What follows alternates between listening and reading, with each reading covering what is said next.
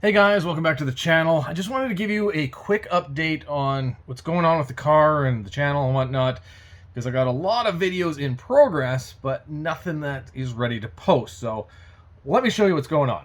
As you have probably seen, I have my rebuilt big block Chevy 575 plus horsepower waiting to go in the Chevelle, but I have a few things I need to do to it, a couple of modifications and a couple of things I need to prepare. There will be a video on that.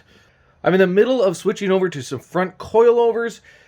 However, the brackets made by Global West, apparently they're wrong. So they are making me some new ones, and I'm waiting for them to finish that and ship them up to me so I can actually finish that. And there will be a video on that. Since I have my entire front end pulled apart, I am doing a weight reduction, which of course I am making a video on that. And I may include switching over from my cast iron master cylinder to the Wilwood one, because that is worth a few pounds. So be sure to look out for that. And obviously I've removed my core support because there was some damage to it. You can see my core support is all bent and mangled up and kinked up, cut up, and this whole thing is twisted, honestly. It's not in good shape, but I'm trying to fix it. I'll see if I can fix it. If not, then we'll have to replace it, but I do have a video coming on that.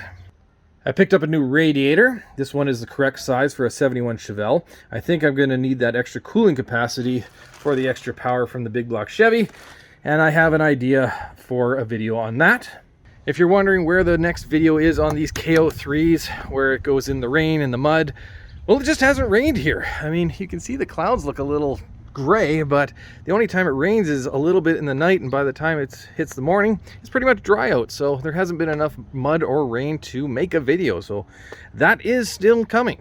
And of course, the video that puts this all back together, the engine in the car, the first drive, etc. So be patient with me.